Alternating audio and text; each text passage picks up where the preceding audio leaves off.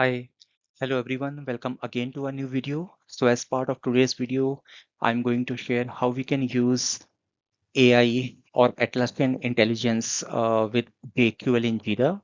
So whenever we think about JQL in Jira, we think about the query that we have to design, what's the output that we want to see in our results, and how we can get that. So this particular feature, Atlassian intelligence, that can be useful here. So that will be the use case that we will go through. How we can use this AI in order to simplify the JQL writing in Jira. So that's going to be the agenda. So let us begin. So I'm sharing the Jira Cloud instance, and these are the different projects that I have created for multiple videos as part of Jira Learning Series. So for today's particular topic, we will use Kanban metrics. So if I click on this particular project, so this is our project and it is using Kanban as a template. And we can see the Kanban board for this project. It contains the backlog, selected for development, in progress, the QA column, and done. So these are the 5 states in its workflow. And if I clear all the filters, so this is how it looks like. And now what we can do is, because the topic for today's video is using AI as part of JQL. So this represents all the work in the project. So if I click on all work, so we get this particular view and we can expand this view. We can close the left navigation. So it is saying project is Kanban metrics and ordered by created in a descending order. So this contains everything. Now let us see this type is bug. And this particular feature is the one which we are going to talk about. This is AI, the Atlassian intelligence.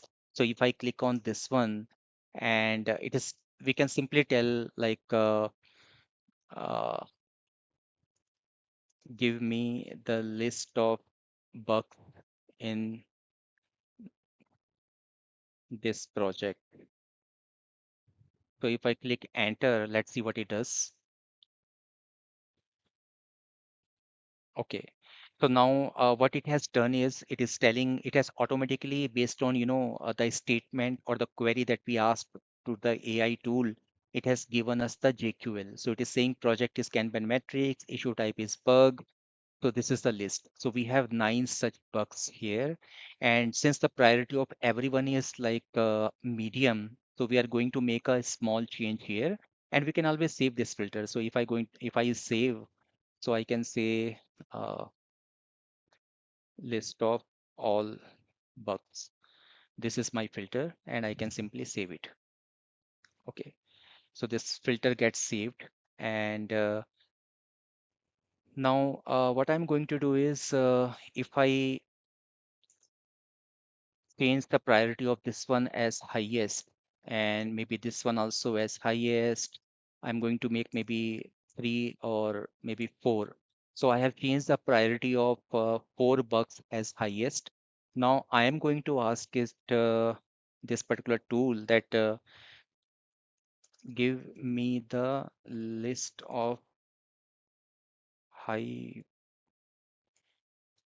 priority bugs in this project.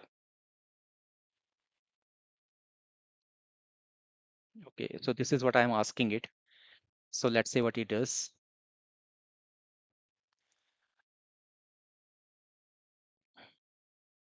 So it hasn't resulted into anything. Uh, Maybe the priority it is looking at as high. But I mean, what we can do is we can say priority as highest because that's what we did. And if I click on search, so this is how it is. So basically, what we are doing is rather than writing the JQL in our own, we are giving it as a statement, and it is giving us the results, right? And maybe another thing that we can try it out is we can also save this filter. Okay, so it has already saved it as part of list of all bugs filter. So now what we can do is we can close this one. We can clear filters. And now again, if I go back to the AI and let's look at the bugs example only. So if I see this bug, its description is empty. So I'm just going to write something and I'm going to save it. If I go back, okay, in fact, like I can do this thing from here as well. I can add a column and I can say description. So the description is added here. Okay, and what I'm going to do, I'm going to just bring the description next to the priority. Okay, or maybe next to the this one.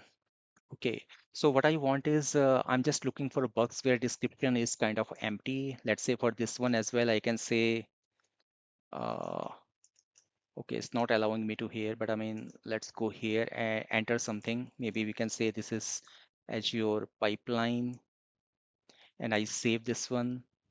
Now again, I go back and now I'm asking it is give me the list of bugs where this description is empty. And I simply click on enter. Let's see what it does. Okay, so now it has generated the JQL. Now it is saying project is Kanban metrics, issue type is bug, and description is empty. So these are the one, and we can see, okay, this is how it looks like. Okay, and we can save this filter. We can say, this is our bugs with no description. Okay, so this is how we can save it. Now, another thing that we are going to ask is list of all stories. Okay, let's see what it does. So it has given us the list of all stories. And let's do one thing. We click on the configure column and we are going to remove the description. We will uncheck this one. And instead of that, we will say story points. Yeah, this is the number. So this will get added. Okay, so now we can see. So we have removed the description because that was taking a lot of space. So now what we are going to do, we have put the story points. So what we want is a list of all stories where story points is null. So if I click on this one, let's see what it does. Okay, so it has given us the list of almost like 26 story where a story point is null. And if I maybe like try to say this one, and now instead of 26, because we have filled one of the story with a story point, if I again click on this query, it is going to show 25 results. So here we can say, so there are multiple uses. So we can try other different scenarios as well, where we just type our statement and let the AI tool of JIRA generate the JQL for us.